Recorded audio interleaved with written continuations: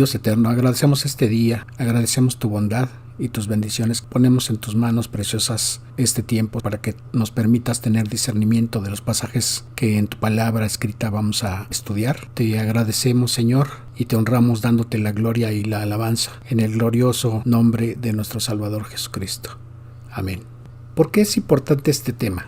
¿El libre albedrío de las personas? Debemos tener claro que la soberanía de Dios no implica que todo lo que sucede en el mundo sea provocado por Él, porque Él no participa en el pecado, no lo provoca ni mueve a alguien a que lo haga, es decir, no tienta a nadie a cometer pecado.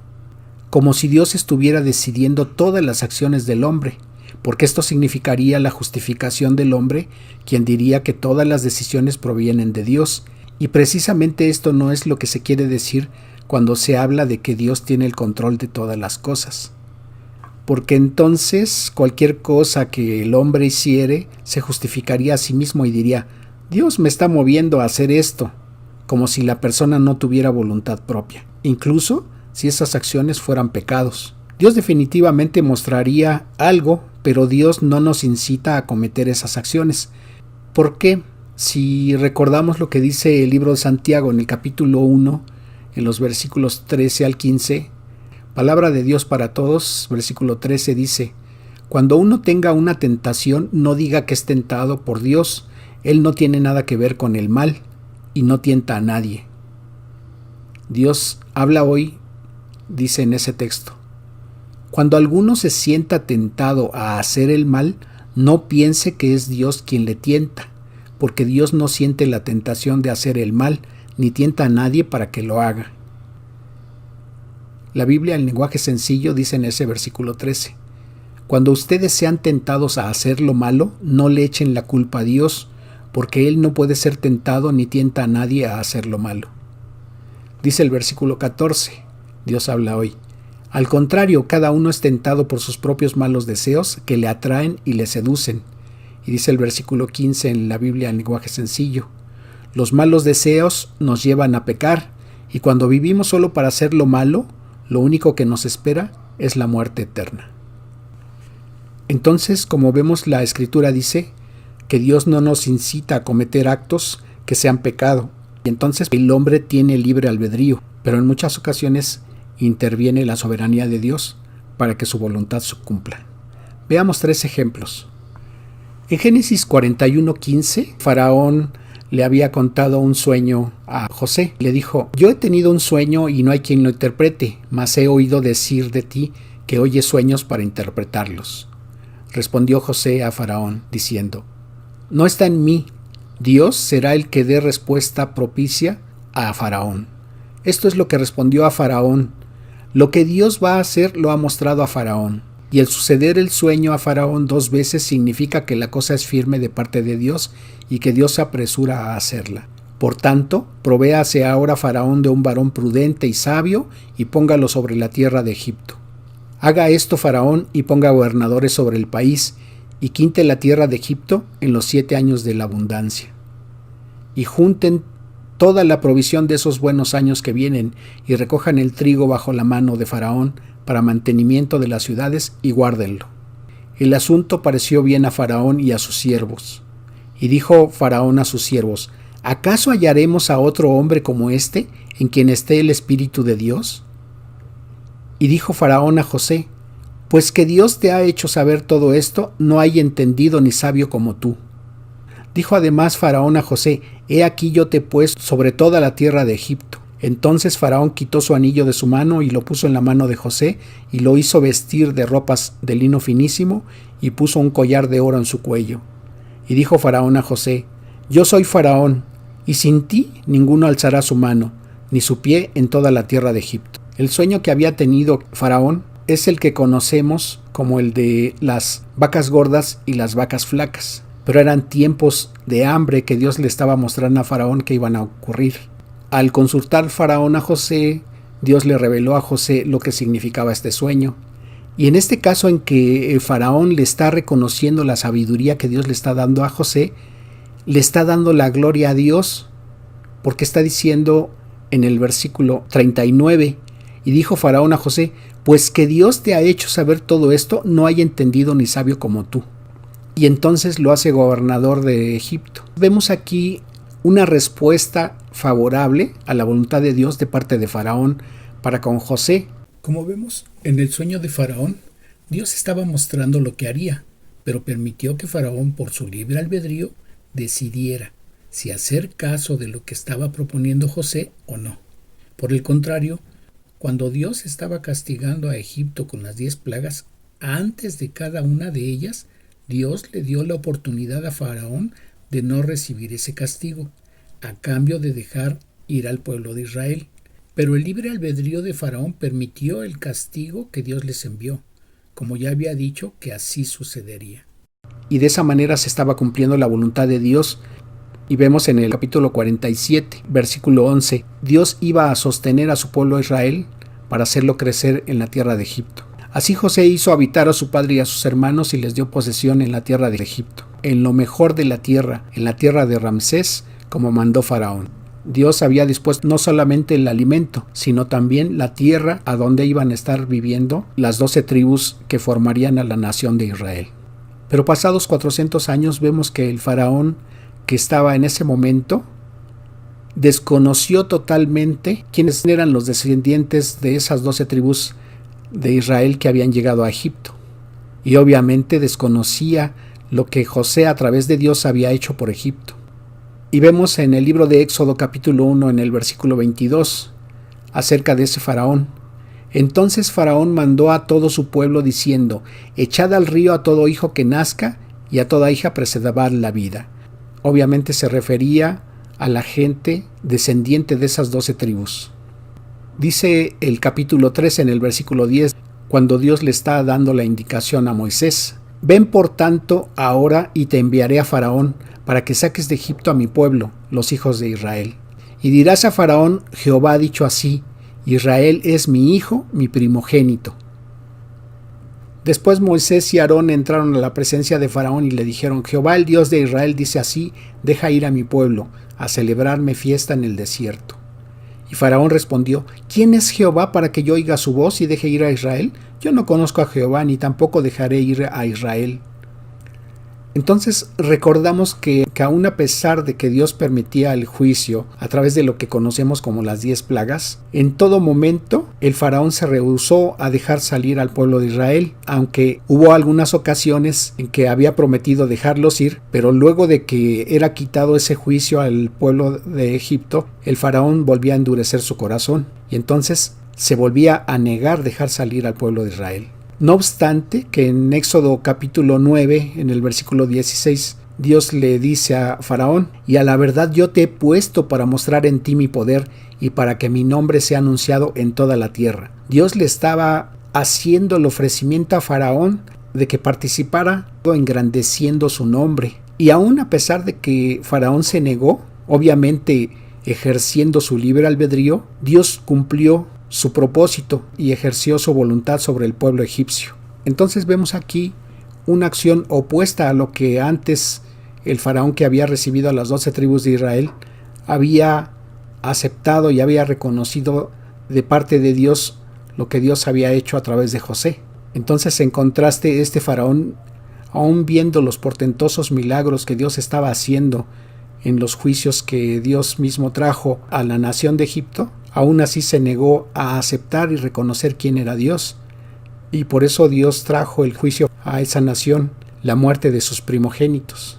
Y confirma a Dios en Éxodo 14, versículo 18: y sabrán los egipcios que yo soy Jehová cuando me glorifiquen en Faraón, en sus carros y en su gente de a caballo. Recordemos que pensando Faraón que iba a poder desquitarse del pueblo de Israel en el momento en que estuvieran frente al Mar Rojo para darles muerte, Dios abre paso a través de ese mar para que pasara a su pueblo. Y en el momento en que, confiados, el faraón y su ejército pasaran por ese mismo camino, Dios permite que el mar los cubra. Y en ese momento Dios es glorificado por la forma en que ha librado Dios a su pueblo de la esclavitud a manos de los egipcios. Esta gloria se sigue mencionando en el libro de Deuteronomio, cuando leemos en el capítulo 6, versículo 21 y 22. Entonces dirás a tu hijo: Nosotros éramos siervos de Faraón en Egipto, y Jehová nos sacó de Egipto con mano poderosa. Jehová hizo señales y milagros grandes y terribles en Egipto, sobre Faraón y sobre toda su casa, delante de nuestros ojos. ¿Qué es lo que estábamos viendo entonces a través de lo que la palabra habla acerca de esos dos faraones en relación con el pueblo de Israel? En Génesis 15, versículos 13 y 14, Dios le estaba revelando a Abraham lo siguiente. Entonces Jehová dijo a Abraham: ten por cierto que tu descendencia morará en tierra ajena, y será esclava allí, y será oprimida 400 años. Mas también a la nación a la cual servirán juzgaré yo, y después de esto saldrán con gran riqueza. Cada uno de esos dos faraones tomaron sus decisiones, y Dios juzgó. En el primer caso del faraón que recibió al pueblo de Israel, le bendijo, y obviamente fue próspera la nación de Egipto. En el segundo caso, el nombre de Dios fue glorificado, pero por la actitud del faraón, que en ese momento en que se estaban cumpliendo los 400 años de esclavitud, Dios tuvo que ejercer sus juicios a esa nación. Entonces, por un lado vemos el libre albedrío del hombre a través de sus acciones, y por el otro vemos cómo juzga Dios esas acciones. Eso es lo que nos está diciendo ese versículo 33 del capítulo 16 de Proverbios, cuando dice: las suertes se echan sobre la mesa, pero el veredicto proviene del Señor, es decir, el juicio. Otro ejemplo que tenemos lo vemos en Jeremías capítulo 25 y leemos desde el versículo 1. Dios le dio al profeta Jeremías un mensaje para todo el pueblo de Judá. Ese mensaje lo recibió cuando Joacim, hijo de Josías, llevaba 4 años como rey de Judá, y Nabucodonosor tenía 1 año de reinar en Babilonia. Y este es el mensaje que el profeta comunicó a todo el pueblo de Judá y a todos los habitantes de Jerusalén. Desde el año 13 del reinado de Josías, hijo de Amón, rey de Judá, hasta hoy, o sea, durante 23 años, he recibido mensajes del Señor y he estado anunciándoles repetidas veces sus palabras, pero ustedes no han hecho caso. Y a pesar de que una y otra vez el Señor os ha enviado sus siervos los profetas, vosotros no habéis hecho caso ni habéis querido prestar atención y obedecer. Los profetas han dicho: aléjense de sus malos caminos y de sus malas acciones para que puedan vivir en la tierra que el Señor les dio para siempre, a ustedes y a sus antepasados. No confíen en esos dioses que ustedes mismos se han fabricado. No los adoren y Dios no se enojará con ustedes ni los castigará.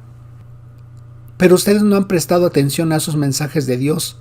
Al contrario, lo han ofendido con esos ídolos que ustedes mismos se fabrican. Lo único que consiguen es causar su propia desgracia. Por lo tanto, Jehová Sebaot, el Señor de los ejércitos, Dios Todopoderoso, dice: ya que ustedes no quieren obedecerme, yo haré que vengan todos los pueblos del norte y también mi siervo Nabucodonosor, rey de Babilonia. Los traeré contra este país, contra sus habitantes y contra todas las naciones vecinas, y los destruiré por completo. Los convertiré en objeto. Haré desaparecer de esos lugares el sonido de alegría y celebración, los cantos alegres de las bodas, el ruido de la comida que se prepara y la luz de la lámpara. Será reducida toda esta tierra a pura desolación, y servirán estas gentes al rey de Babilonia 70 años. Dice la versión Dios habla hoy y Biblia en lenguaje sencillo. Pero luego, cuando se cumplan los 70 años, pediré cuentas de sus pecados al rey de Babilonia y a su nación, el país de los caldeos, y lo destruiré para siempre. Yo, el Señor, lo afirmo.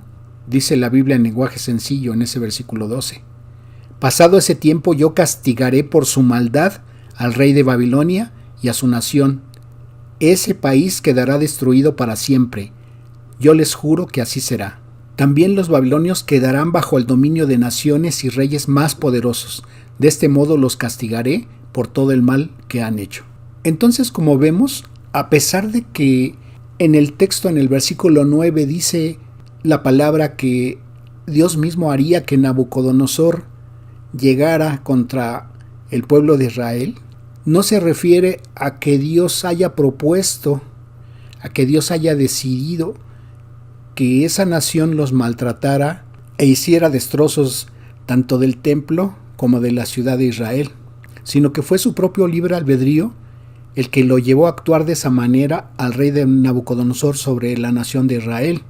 Entonces, en ese sentido, entendemos que Dios permitió que Babilonia estuviera sobre la nación de Israel, pero no porque Dios haya provocado esa maldad, sino que Dios dejó que lo hicieran. Pero ellos estaban cometiendo pecado, y por esos pecados que además ellos estaban cometiendo en su propia nación, Dios envía un juicio contra ellos. Por eso dice ese versículo 12, que pasado ese tiempo de 70 años en que Dios había permitido ese castigo sobre su pueblo Israel, dice: yo castigaré por su maldad al rey de Babilonia y a su nación. Y esto nos confirma que las personas actuamos con libre albedrío, pero Dios juzga nuestras acciones. ¿Qué otro ejemplo podemos mencionar acerca de este tema? Si recordamos lo que dice el libro de Jonás, leemos lo siguiente. Cierto día un hombre llamado Jonás, hijo de Amitai, recibió un mensaje de parte de Dios. Anda, ve a la gran ciudad de Nínive y proclama contra ella que su maldad ha llegado hasta mi presencia. Pero Jonás, en lugar de obedecer, trató de huir del Señor. Se fue al puerto de Jope, donde encontró un barco que estaba a punto de salir rumbo a Tarsís. Compró un pasaje y se embarcó para ir allá. Pero el Señor hizo que soplara un viento muy fuerte y se levantó en alta mar una tempestad tan violenta que parecía que el barco iba a hacerse pedazos. Los marineros estaban llenos de miedo y cada cual invocaba a su Dios. Por fin, para aligerar el barco, echaron toda la carga al mar. Mientras tanto, Jonás había bajado a la bodega del barco y se había quedado profundamente dormido. El capitán se le acercó y le dijo: ¿Qué haces aquí, dormilón? Levántate y pide ayuda a tu Dios. Tal vez nos salve al ver que estamos en peligro.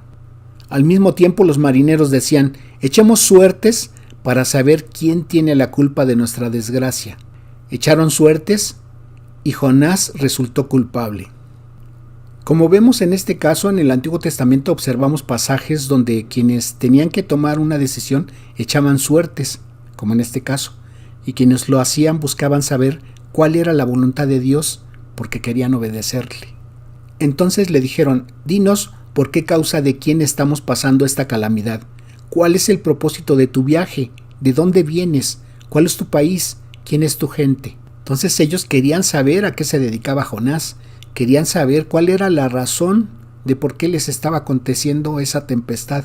Jonás les respondió: soy hebreo, adoro al Señor Dios del cielo, creador del mar y de la tierra. Aquellos hombres temieron mucho y le dijeron: ¿por qué has hecho esto? Pues supieron los hombres que iba huyendo lejos de Yahvé, por lo que él había manifestado.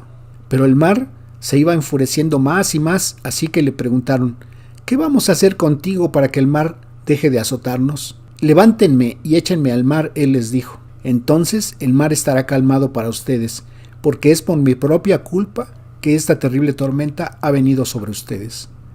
Sin embargo, en un intento por regresar a tierra firme, los marineros se pusieron a remar con todas sus fuerzas, pero como el mar se enfurecía más y más contra ellos, no lo consiguieron.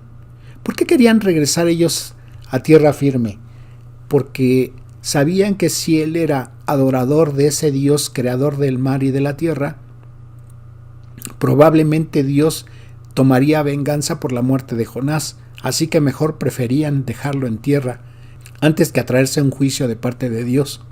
Entonces, como no lo consiguieron, dice el versículo 14, desesperados los marineros gritaron: Dios, por favor, no nos dejes morir por matar a un hombre inocente, no nos culpes de su muerte, pues eres tú, Dios mío, quien ha querido hacer todo esto. Así que tomaron a Jonás y lo lanzaron al agua, y la furia del mar se aplacó. Como vemos, por una parte, cuando Dios le está dando un mensaje a Jonás para que fuera a advertirles a la nación de Nínive, Jonás, en su libre albedrío, prefirió alejarse pretendiendo huir de la presencia de Dios para no obedecerle.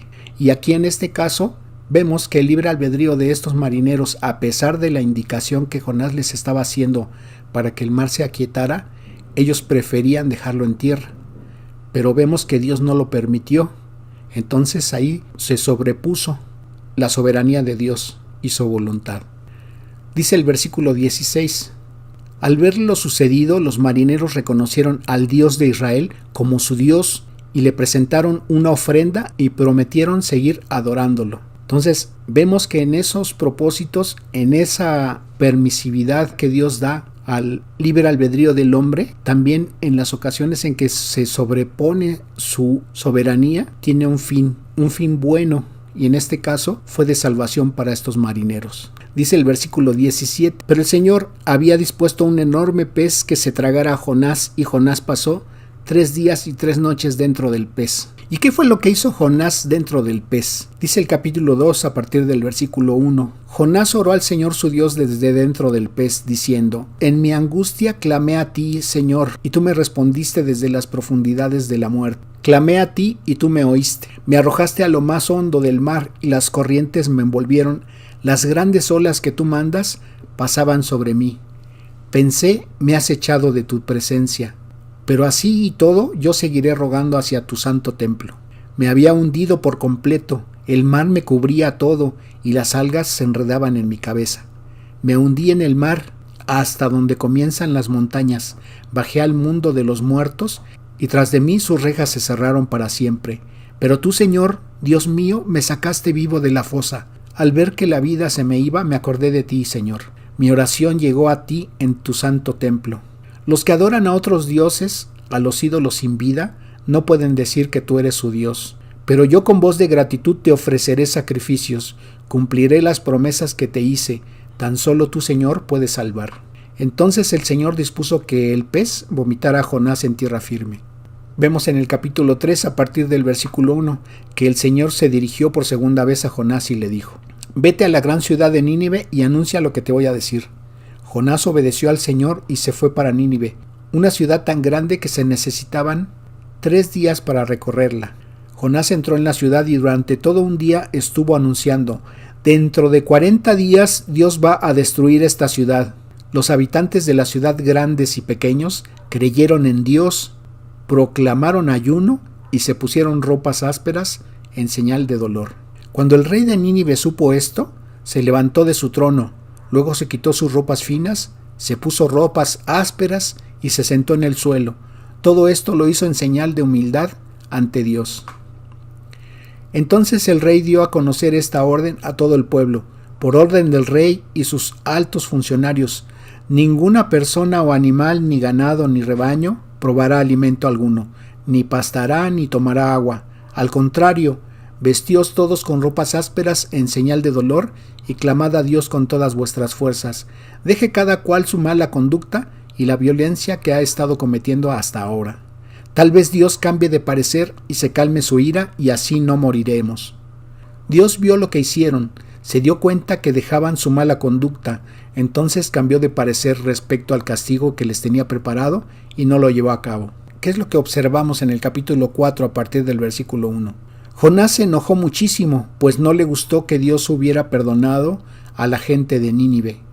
Entonces oró al Señor y le dijo: Señor, ¿no fue esto lo que yo decía cuando estaba en mi propio país? Fue por esto que al principio intenté huir hacia Tarsis. Sabía que eres un Dios bueno, que muestras gran compasión, no te enojas con facilidad, estás lleno de amor y estás dispuesto a cambiar tus planes de castigo. A mí me molesta eso, prefiero que me quites la vida. Si vas a hacer así, mejor mátame. Dios le preguntó a Jonás: ¿qué razón tienes para enojarte así? Jonás salió de la ciudad y se fue a un lugar desde donde podía verlo todo. Luego cortó unas ramas y construyó un refugio para protegerse del sol. Se sentó bajo la sombra y se puso a esperar lo que iba a pasarle a la ciudad. Por su parte, Dios hizo brotar una planta. Esta creció y cubrió el refugio de Jonás. Así Dios le dio a Jonás una sombra mejor para que no sintiera tanto calor. Jonás quedó muy contento con aquella planta. Y el mismo Dios preparó un gusano viniendo a la mañana del día siguiente, el cual hirió a la calabacera y se secó. Al salir el sol, Dios dispuso un viento oriental abrasador.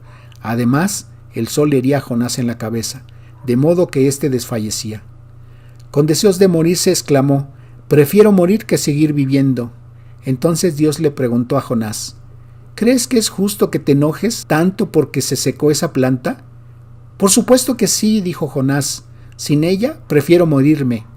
Y le dijo el Señor: Tuviste tu piedad de la calabacera, en la cual no trabajaste ni tú la hiciste crecer, que en espacio de una noche nació y en espacio de otra noche pereció.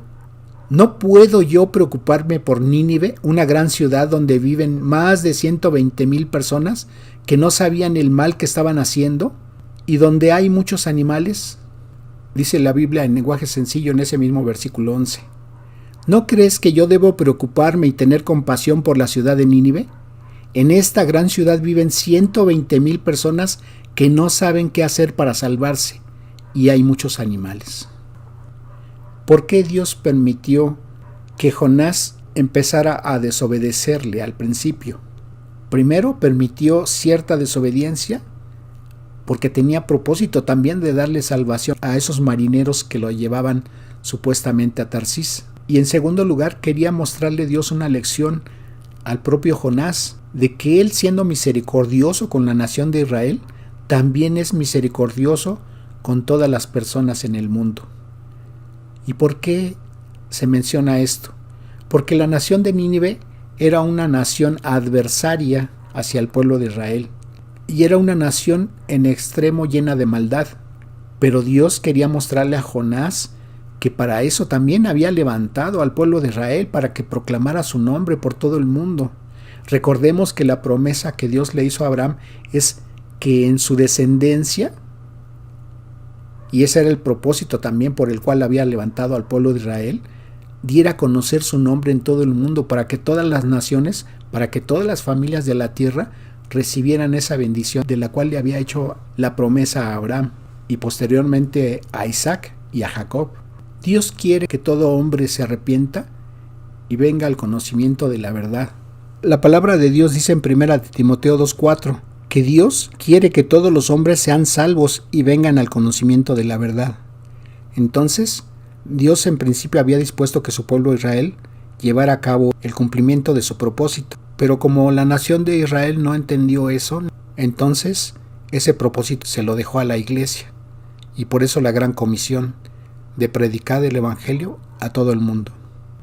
Con estos pasajes que hemos visto, podemos entender que Dios permite el libre albedrío del hombre, y esto no demerita su soberanía. No obstante esto, Dios siempre cumple su voluntad. Y sea la acción que tome el hombre, sea la decisión y la acción que lleven a cabo, siempre sus acciones serán juzgadas para bien de la propia persona o en perjuicio de la misma. Dios eterno, te damos gracias, Señor, por esta enseñanza que hemos recibido hoy, y te agradecemos y podemos entender tu voluntad y tus propósitos. Y sea todo esto para ser obedientes a ti, Señor. Te agradecemos, Dios, y te rogamos tu bendición para todos nuestros hermanos en la fe y todos los que han escuchado esta palabra. Alabamos y bendecimos tu santo nombre en el glorioso nombre de nuestro Salvador Jesucristo. Amén. Dios les bendiga.